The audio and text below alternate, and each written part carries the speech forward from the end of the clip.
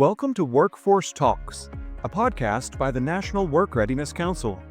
We tell stories to inspire career pathways across America. Follow along at NWRC.org. Now, here's your host, Reecie Stagnolia.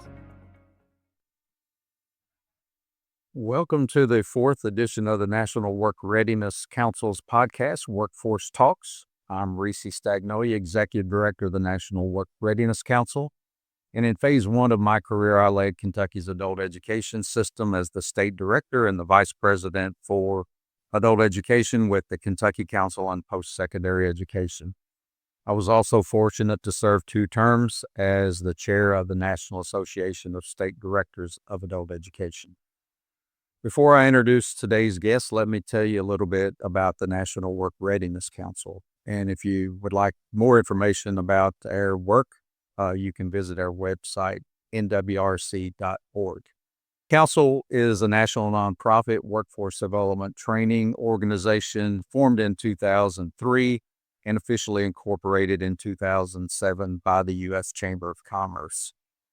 We have state-level partnerships in Kentucky, South Carolina, Michigan, Indiana, Texas, Florida, supported by our partner at Win Learning. And we proudly endorse their credentials of value in academic skills, soft skills, and digital skills. So I'm excited to have guest today, Valencia Strowder, and welcome her. And Valencia, glad to have you today. And tell us a little bit about yourself and your background.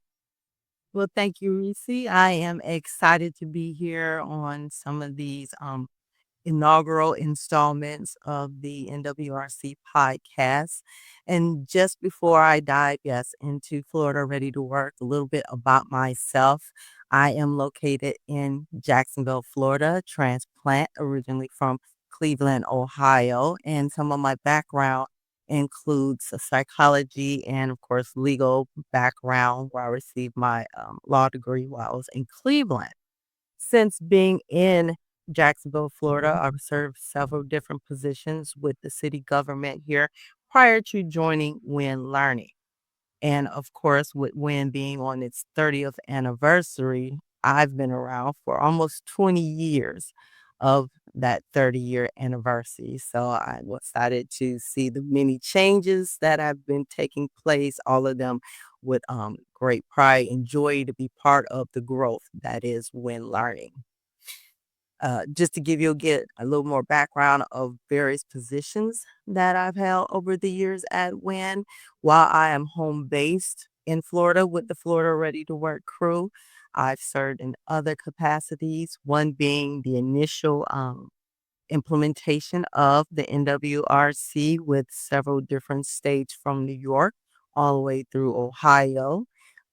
Been part of the large implementations with correctional facilities, North Carolina and Ohio, rehabilitation and corrections, simply because of my legal background. So I've kind of come full circle from starting in Florida, Ready to Work, working several different other implementations under the Win family. And then, of course, my primary has been here in Florida with the statewide implementation of Florida Ready to Work, which we've been doing again going on 20 years. Wow. So speaking of statewide implementation, Florida has a state appropriation that supports Florida Ready to Work. Which leads to the National Work Readiness Council's credentials that we endorse.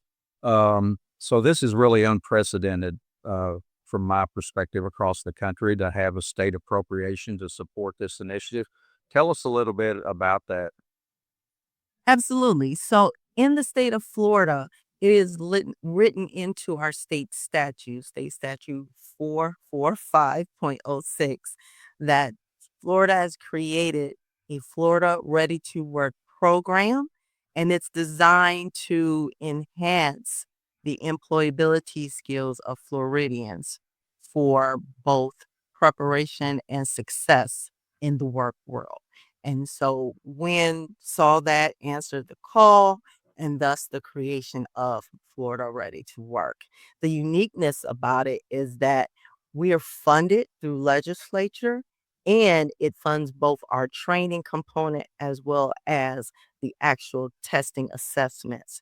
So everyone in the state of Florida, whether they're students, job seekers, even employers, have the ability to use Florida Ready to Work for free in the state of Florida. And they can implement it in any way that they're seeing best helps their population that they're serving.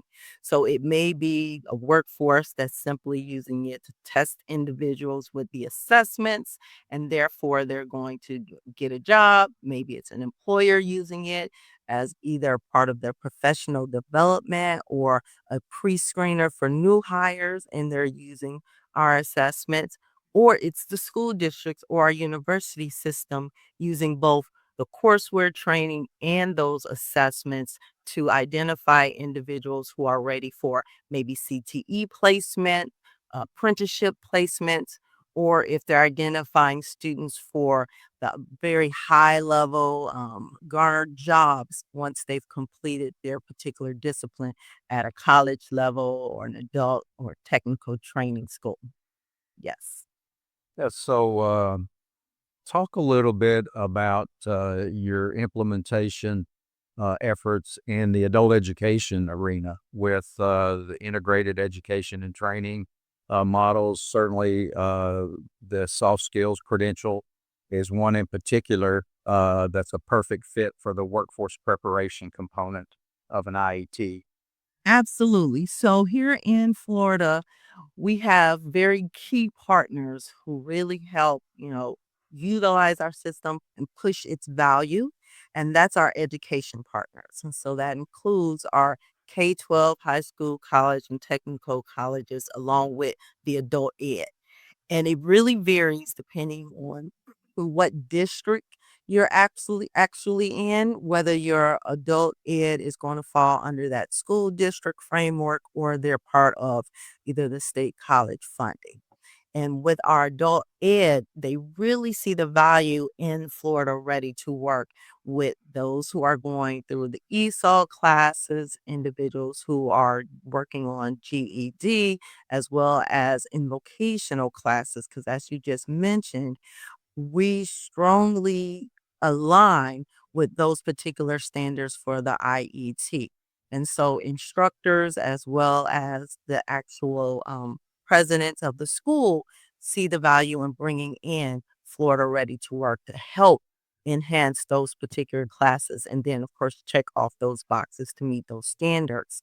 Now, their usage may vary across the board as to how they're implementing it. Many of them see the value in being truly hands on with that courseware training in their students. So they're implementing it with a blend of with soft skills, that offline material usage as well as online material usage, and then moving them into earning the credential that's endorsed by the NWRC. They find the value with the credential. One, our governor signs the credential. And so when we have our next incoming governor, it will have his signature as well to give the weight to our credential. And then the fact that it is nationally recognized through the NWRC gives them that portability. So while they're actually learning in Florida, not everyone remains here. It's a great place to live and play, but we know not everyone stays here. So definitely if they go to another state like South Carolina, then they can take that credential with them and they know they'll be able to get gainful employment using our credential here in the state of Florida. But the implementation plan will be one that we really, when we sit down as a customer success manager with any of our partners, we strategize with them on identifying best practices for implementation, how to help the students that earn the credential really have a conversation with employers about the credential that they've earned, the strengths that they have in bringing that credential. And then, of course, with employers in their particular area to make sure employers understand the value that the credential is bringing with them.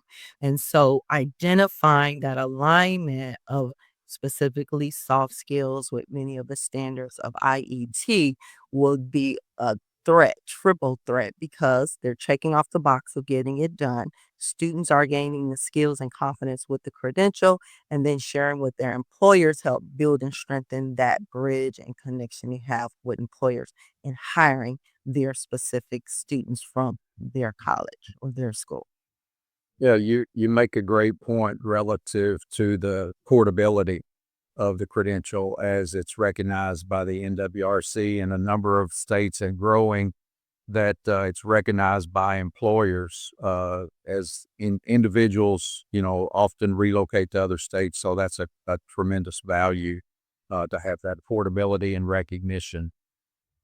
One of the things as we talked recently that I was so impressed with was the number of partnerships that you've developed in the state. And talk a little bit about CareerSource Florida as a partner and what that looks like. Absolutely. So, as of right now, Florida Ready to Work falls under the Department of Commerce. And that is a great partnership that we share with CareerSource Florida. That is our statewide workforce agency. They develop the policies for each individualized career source. And so, depending on what region you're in within the state of Florida, you will have a local career source that you can go into and get help with employment assistance. We partner with CareerSource to make sure that, again, job seekers are having access, where CareerSource actually takes on the authority of enrolling individuals into Florida Ready to Work, watching them as they progress through the system, through the monitoring that our system allows, and then ultimately earning their credential. And we've taken that one step further this year as CareerSource works to further help structure everyone within the state under one guiding light. They've added Florida Ready to Work into their system as key service areas. So typically, when someone who works for CareerSource is working with a client, they go into their system and they identify that they've provided several services. Starting this year, they can now identify that they provided Florida Ready to Work as a service to the actual customer, the clients, and then that adds to an overall grade that our career source centers will receive. And of course, they all want to have the highest grades. So definitely the more that they're involving individuals with Florida Ready to Work, it gives them that uptick in that grading system. But our partnership has been absolutely wonderful. We do a lot of joint ventures together, whether it's when they're onboarding new employers or just simply going out in the community, they are sharing Florida Ready to Work. So our partnership is a one over many, many years, and is constantly being strengthened as we look for ways to make sure that the pipeline here in Florida is increased through the learning and knowledge of Florida Ready to Work. Yeah, let's say another partnership that I thought was rather unique and interesting. There's efforts across the country for those that are incarcerated to provide them with second chance opportunities. And you talked about the Florida Hires Initiative with your Department of Corrections. That's rather unique as well. If you want to share a little bit about that. Absolutely. So Florida Ready to Work actually has two initiatives that it's undertaking over several years now. We're constantly growing. One is the Florida Department of Corrections. The other is our Juvenile Justice Department. Specifically with the Department of Corrections, what we've developed is titled Florida Hires, helping individuals realize employment success. Florida Hires, where we actually stand up technical training coupled with enhanced employability skills. And so we identify, along with leadership at the Department of Corrections, various facilities where we can stand up programs that are high demand in that particular area or region. And then we'll contract with others to bring in those skilled instructors, whether it's core construction, they're actually building a tiny house. Maybe it's CDL, where they're going through the training to get their CDL fee license and they're actually behind the wheel and on the road. Also, if we're doing a warehouse and logistics class, because here in Jacksonville, Port Authority is the key thing. We'll bring instructors in, they'll get the training specifically for those skills, and then we'll also give them that enhanced employability where we're partnering with our local, again, CareerSource, because that is their expertise, and we're giving them the Florida Ready to Work soft skills and digital skills. For our returning citizens, if they've spent anywhere from 3 years on behind the fence, digital skills are severely lacking. So we want to make sure that they're familiar, understand, know how to work with the computers, even if they're having to use a phone or a tablet to communicate. They need to know how to do things digitally. So they're earning those digital skills and soft skills as part of that Florida Hires connection. And it has grown. We have over 10 facilities that we're doing Florida Hires with, and we've done multiple placements. We have some great second chance employers that have partnered with us. We're producing individuals who are coming out with pre-apprenticeship actual documentation for our heavy equipment operators so they can go into an apprenticeship upon release or they can go into entry level jobs upon release. And they have resumes that actually show that they've taken and they know these skill sets. They listed on those resumes and they have their Florida Ready to Work credentials in hand to show that they actually earned these skill sets. With our juvenile justice, they see the value in implementing Florida Ready to Work, specifically soft skills for any of the individuals, the students, the juveniles that are coming in and being placed into their educational system. And so they're first testing them just to see where they are with GED, and then they're testing them with the Florida soft skills credential to earn, and then they're placing them into a CTE class while they're actually in a juvenile justice detention facility doing whatever they need to do to reenter society there. So we're helping Florida on two fronts with reentry for their adult as well as the juveniles that are coming through the system because we don't want them to return. We want that recidivism rate as small as it can be. And we're letting employers know there is an untapped talent with these particular individuals that they may have never considered to begin with. So, again, we're making that connection with employers and the community to present to them individuals for their possible positions that they have available. Yeah, that's really exciting. And as we talked, one of the things that impressed me is the broad implementation that you've had across the education spectrum in Florida. So whether it's local school districts and the K through 12 system, whether it's universities, state colleges, CTE, you've had just incredibly broad implementation there. Talk about that a little bit. Yes. So with our school districts, those are honestly our largest partner network. We have so many school districts from large, I mean, talking thousands of students, Miami-Dade, to small rural counties where they may have one high school. Now, high school may serve as their middle slash high school. And so we look at implementation not in any cookie cutter method, but truly what's working best for that population implementation. So the way they're using it in Miami may not necessarily be the way they're doing it up in Suwannee County, Florida. Specifically, we have an implementation here in Duval County, where Duval is one of the seventh largest school district here in Florida.